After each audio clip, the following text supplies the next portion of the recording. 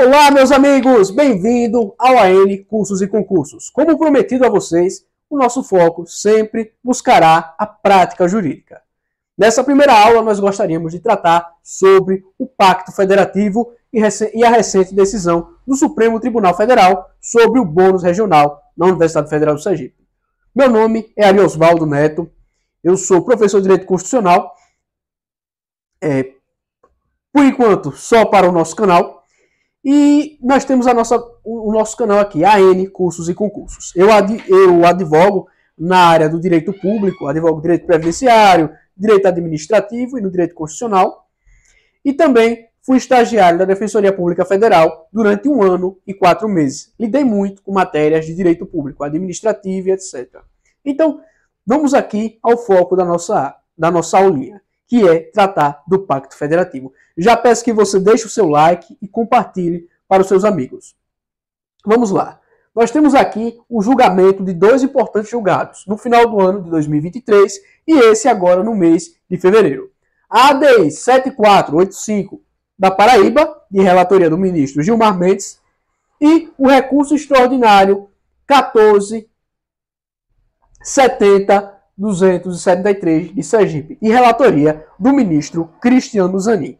Ambos falam sobre a questão da constitucionalidade ou não do bônus regional. O que vem a ser esse bônus regional? O bônus regional tem sido criado por universidades para dar mais uma oportunidade por meio de uma valoração de 10%, 5%, na Bahia 30%, para os candidatos que cursaram escola naqueles estados. Então, isso seria uma vantagem para o estado que vai disputar aquela vaga. Agora, isso seria constitucional?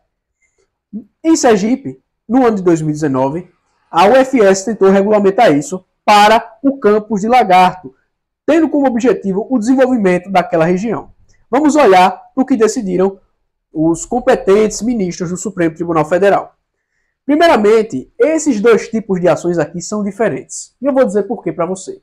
Uma coisa é ADI, outra coisa é recurso extraordinário. Uma coisa é controle abstrato de constitucionalidade, controle direto de constitucionalidade, que está entre as competências primordiais do Supremo Tribunal Federal, competência originária do Supremo Tribunal Federal.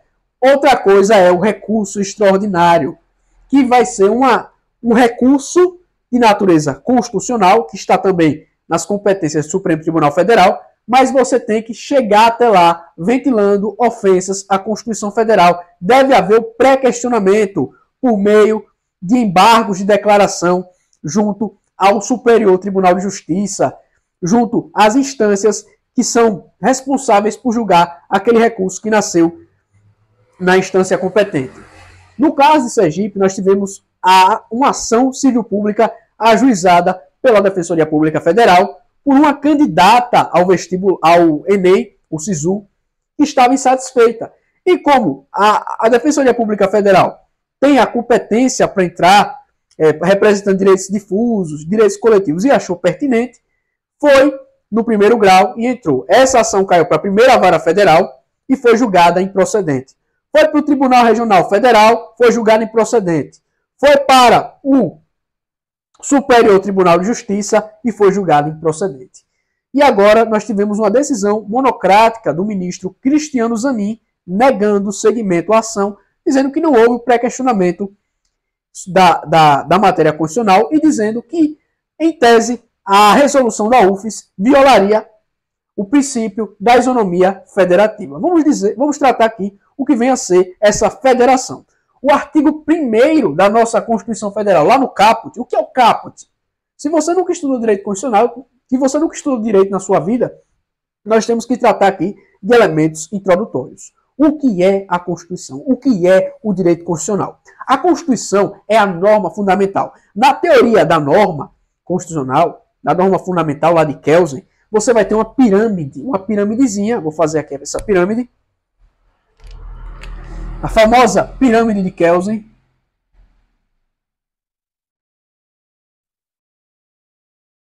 E a Constituição no topo dessa pirâmide. Depois você vai ter o quê? Normas infraconstitucionais e normas infralegais, os chamados atos normativos, que podem ser portarias, que vão dizer respeito a uma quantidade de pessoas, que vão produzir efeitos individuais, resoluções, que são atos administrativos emanados de colegiado.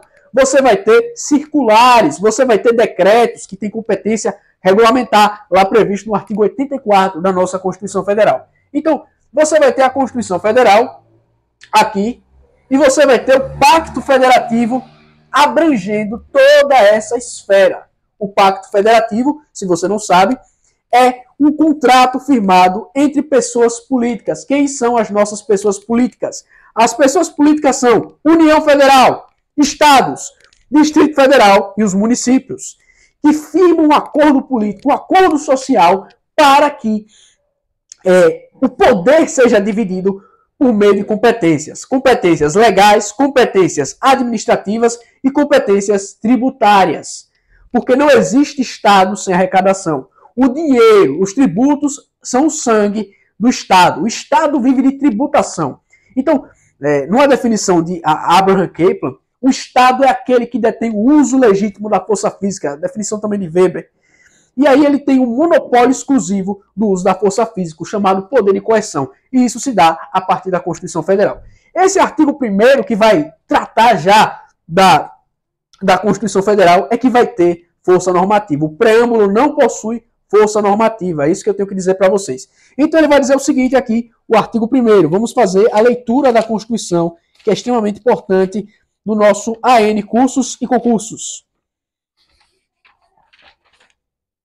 A República Federativa do Brasil é formada pela união indissolúvel dos estados e municípios e do Distrito Federal. Constitui-se em um Estado democrático de direito e tem como fundamentos. Pronto. Esses fundamentos, o primeiro fundamento é a soberania popular, o segundo a soberania, dignidade da pessoa humana, direitos sociais, os valores sociais do trabalho, da livre iniciativa e o pluralismo político. Aí você vai ter os artigos seguintes destrinchando. Primeiro, os princípios da República Federativa, depois, lá no artigo 5º em diante, os direitos fundamentais e assim sucessivamente. Então, eu quero que você preste atenção. É uma união, um pacto. Pacto é uma palavra que vem do latim e significa contrato, acordo, aliança. Uma aliança entre essas pessoas políticas. União Federal, Estados, Distrito Federal e os municípios, que vão dividir o poder e a administração pública, a administração dos tributos, segurança pública e tudo aquilo que diz respeito a mim e a você enquanto cidadãos e enquanto pessoas que existem nessa união. Então o Pacto Federativo está ali. E logo em seguida você vai ter disciplinando as pessoas privadas, no nosso artigo 5º, inciso 1, que vai dizer o seguinte, a chamada isonomia. O que significa isos? Isos é uma palavra que significa igual. Nomos, norma. Isonomia significa mesma lei. Mesma lei para quem? Para homens e mulheres. O artigo 5º, inciso 1, vai dizer que os homens e mulheres são iguais perante a lei. É o que? Isonomia.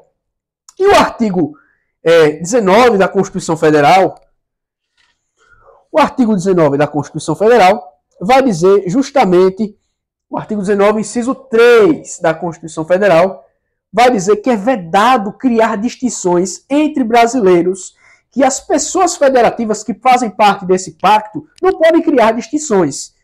Porém, qual deve ser a interpretação que nós vamos dar para essa norma? Ela está dizendo que é uma vedação absoluta? Eu quero que você me responda. É sim ou não? Eu tinha um professor que eu gosto muito dele, respeito muito ele, é um cara muito inteligente. Ele perguntava pra gente, é sim ou não? Vamos lá, vou dar um tempo para você. Olha, meu amigo, eu quero dizer também uma coisa aqui, olha. Você que é aluno, presta atenção. Nunca inventa essas folias de andar praticando a iniquidade. O que é iniquidade? Iniquidade é o pecado. A pessoa querer fazer o mal. Aí você olha para a mulher do coleguinha e quer fazer o mal, rapaz. Aí você vai lá paquerar a mulher do coleguinha. Não pode isso. Isso é absurdo, é uma abominação, é um pecado. O mal é iniquidade. Você não pode fazer isso. E aí, se o camarada for de Itabaiana, se você não for daqui de Sergipe, você não sabe qual é a fama dos caras de Itabaiana. Itabaiana é a terra de homem valente. Cuidado! Não se meta com os caras de Itabaiana. Aí você pega um camarada, que é da polícia, e aí você, em vez de estar aqui me assistindo, tá paquerando a mulher do cara. Aí. Aí o cara descobre o que vai acontecer com você, meu irmão. Você vai ser um CPF cancelado. Você não vai ver Jesus, você vai ver o capiroto. Não vai dar certo, rapaz. Então, vamos voltar e vamos focar aqui. Já sabe a resposta? A resposta é a mesma coisa para a iniquidade. Você tem que dizer não. Não existem princípios absolutos na Constituição Federal. Você sempre vai ter mitigações de direitos fundamentais. E nossos grandes teóricos são Alexis, Dworkin, que vão falar justamente da colisão entre esses princípios. Nós vamos ter a administração desse pacto federativo por meio das normas constitucionais que vão se seguir. E eu quero trazer mitigações ao princípio da isonomia legal entre homens e mulheres. No ano de 2014, nós tivemos o julgamento pelo Supremo Tribunal Federal da política de cotas, as chamadas ações afirmativas das cotas raciais e cotas sociais. O Supremo Tribunal Federal, ao julgar a ADPF, o que significa ADPF? Ação direta, ou ação de descumprimento de preceito fundamental. Então, de número 186 do Distrito Federal, que tratava justamente dessa política de cotas. E ela estabeleceu que era válida. O Supremo Tribunal Federal julgou como válido a política de cotas para os institutos federais e as universidades federais. E também tivemos a ADC. O que significa ADC? Ação declaratória de constitucionalidade. Após diversas discussões quanto à constitucionalidade de uma norma, ela foi validada. Isso diz respeito à política de cotas para concursos públicos. Então, o Supremo Tribunal validou, dizendo que podiam haver distinções sim entre pessoas. Ou seja, em nome do princípio da igualdade, da equidade. Equidade e igualdade não se confundem. Nós temos que olhar para a interpretação sempre daquele texto. O texto constitucional ele deve ser interpretado a partir de diversas valorações políticas. Você vai ter a ordem material, a ordem processual, e incumbe ao Supremo Tribunal Federal dar a interpretação da Constituição Federal. Então, nesse julgamento ficou consignado que poderia haver um tratamento diferenciado justamente para as pessoas que são pretas e pardas, tanto nos concursos públicos como nas universidades federais. E ainda ficou consignado que era possível a instituição das bancas de heteroidentificação para emitir pareceres, validando ou não a declaração dos candidatos. Então, nesse julgamento, nós podemos perceber que o artigo 5º, inciso 1, foi mitigado. E aqui eu também quero tratar da isonomia federativa. A própria Constituição vai excepcionar a isonomia federativa no artigo 40 do seu ADCT. O que é o ADCT? A Constituição Federal tem a parte comum e o ADCT, que é uma parte especial que vai regular matérias de maneira transitória. É o ato das disposições transitórias constitucionais. E nessas disposições do ADCT, você vai ter justamente a existência de uma pessoa federativa diferenciada chamada Estado da Amazônia, a Zona Franca de Manaus. Se você estudou geografia, você sabe que na China existia uma coisa chamada ZEs, Zonas Econômicas Especiais, havendo toda uma diferenciação na legislação para aquelas zonas. E o Brasil adotou como política de desenvolvimento do norte do país essa diferenciação na tributação para a Zona Franca de Manaus, lá no artigo 40 do ADCT. Já temos outra também diferenciação na Constituição Federal para as pessoas federativas.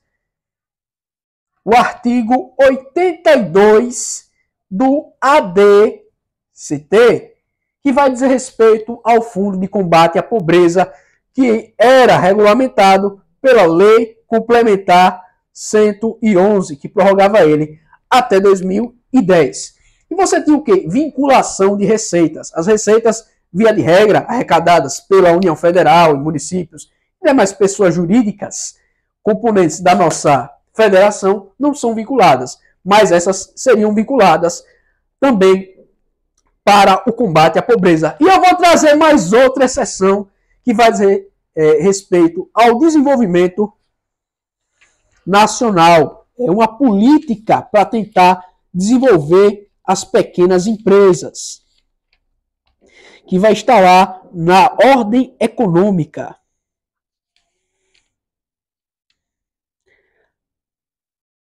A ordem econômica, deixa eu pegar aqui o artigo.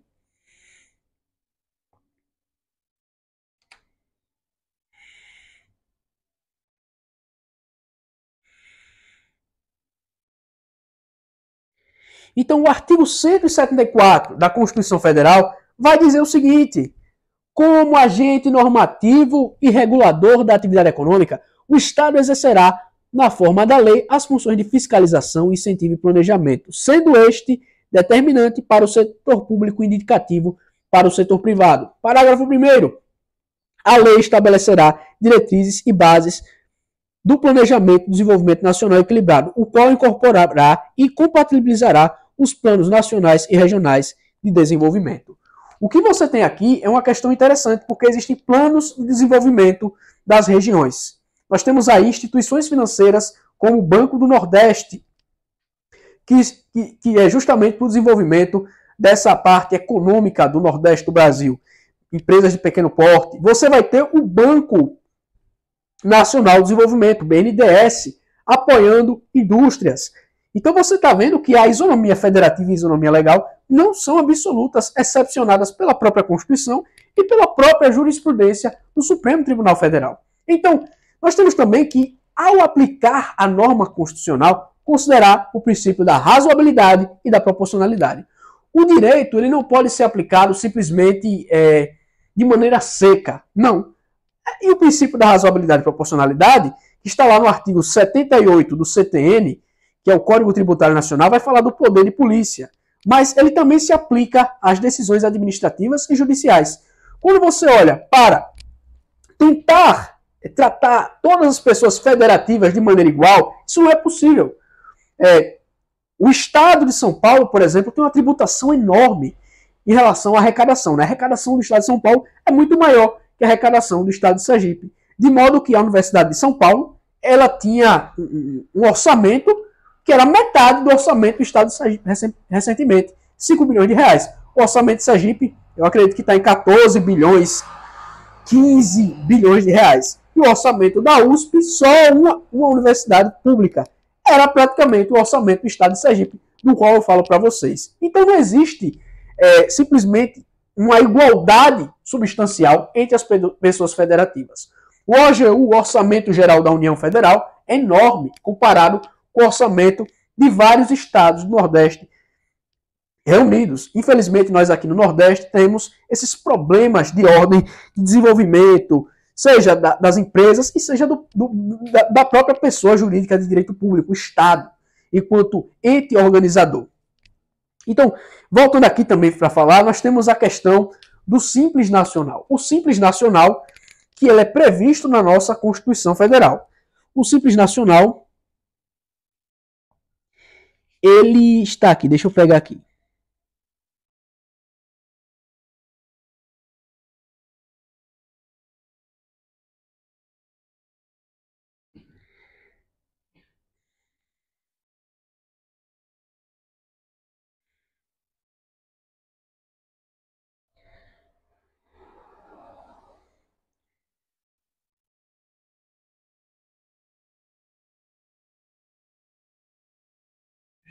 É um silêncio, mas eu já estou voltando.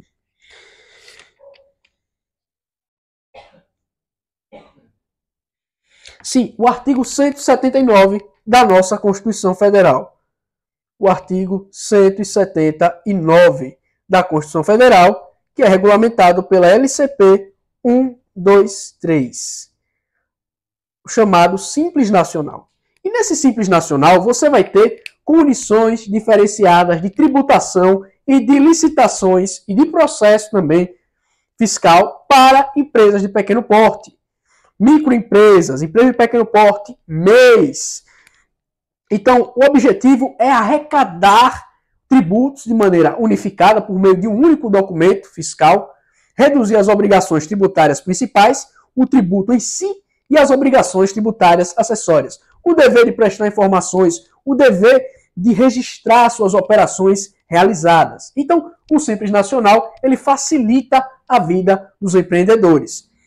E você tem o quê? Uma tributação diferenciada por vários setores. Se você pegar a LCP 123 e olhar os anexos, você vai ter uma tributação progressiva, conforme a arrecadação da empresa, o faturamento da empresa.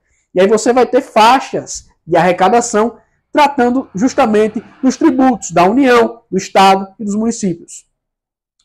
Sobre essa questão do Simples Nacional. E o Simples Nacional, para você ver como tem exceções, lá no artigo 19 da LCP, deixa eu pegar aqui.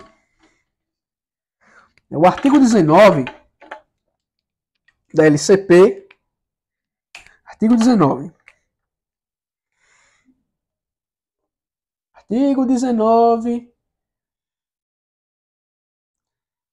da LCP, Lei Complementar 123, que é o Simples Nacional, ele vai dizer o seguinte, meu amigo, presta atenção aí no que eu vou ler para você. Fique atento ao que está escrito na nossa querida lei do Simples Nacional. A Lei Complementar 123.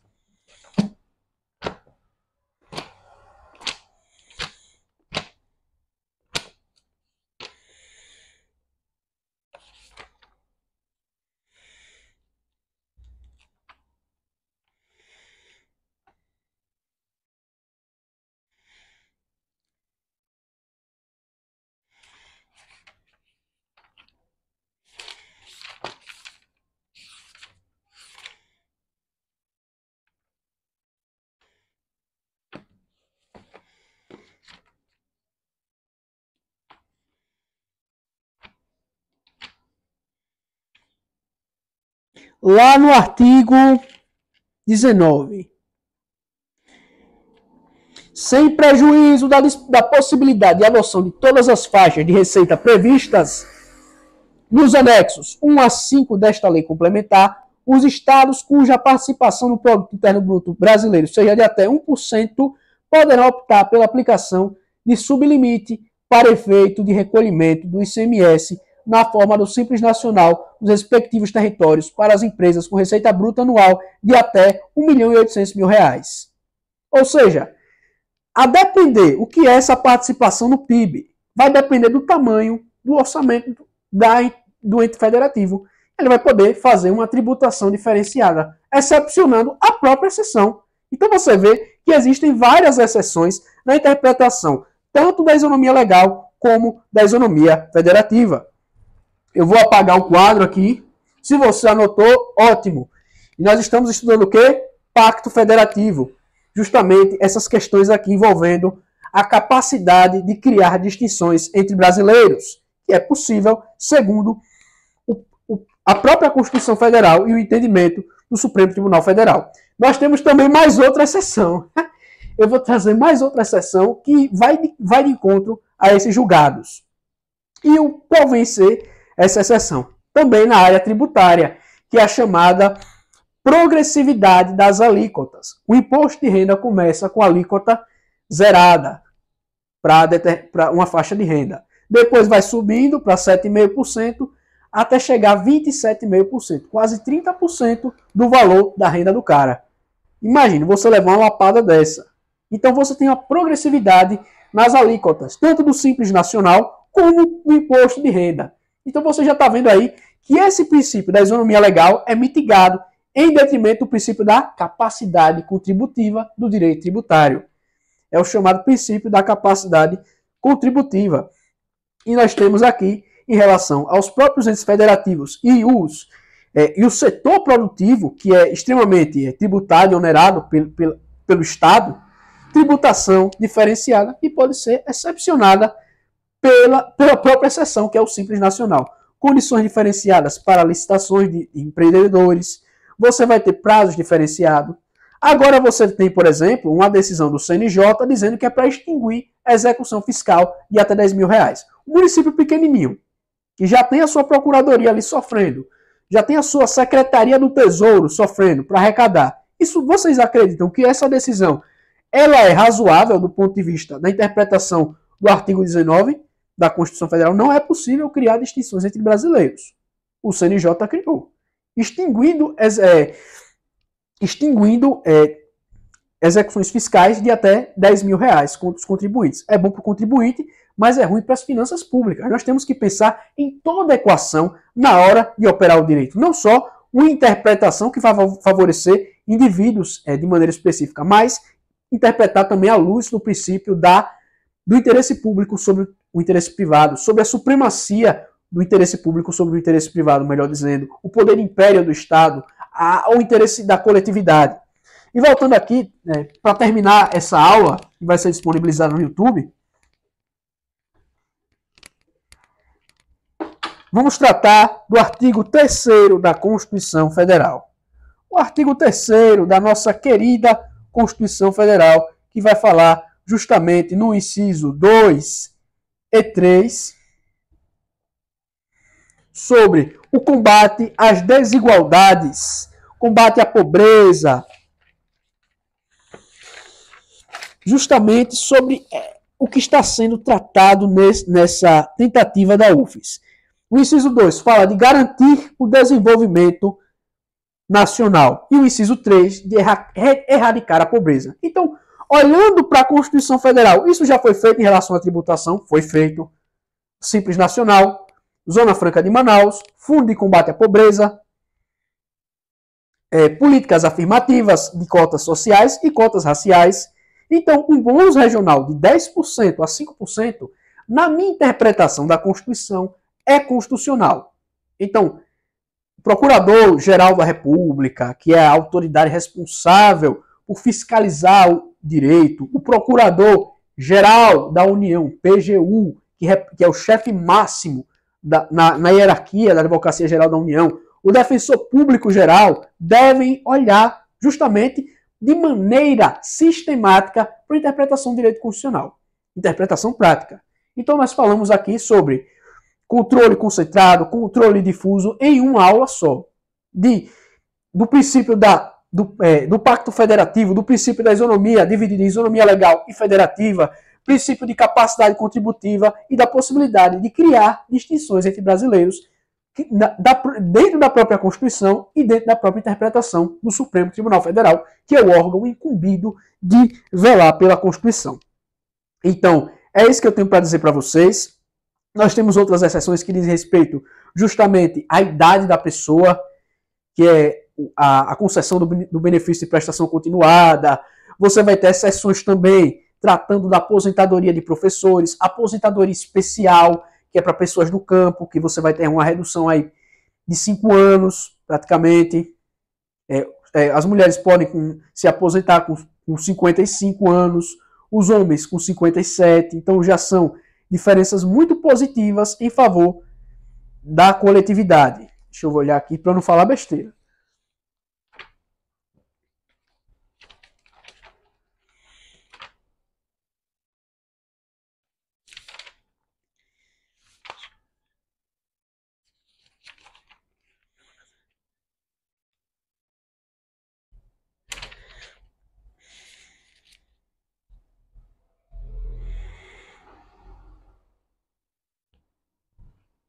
Na verdade, 60 anos, me atrapalhei aqui, a gente mexe, porque tem aposentadoria de professores.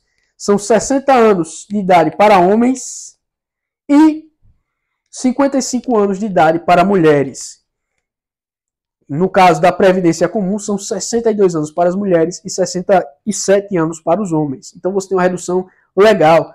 Também temos redução em função das atividades desenvolvidas pela pessoa, se a pessoa é garimpeiro, se a pessoa trabalha como técnico de radiologia, é médico, que você vai ter a questão da insalubridade, professores, tem a questão da redução da idade. Então são várias distinções que excepcionam os princípios o princípio da isonomia e seus desdobramentos. É isso.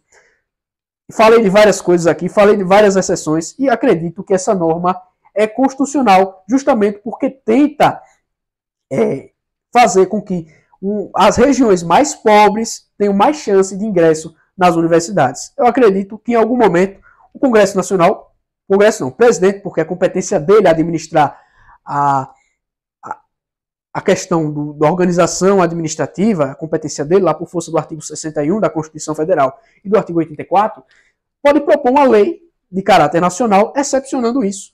Então, vai ser questionado e, evidentemente, se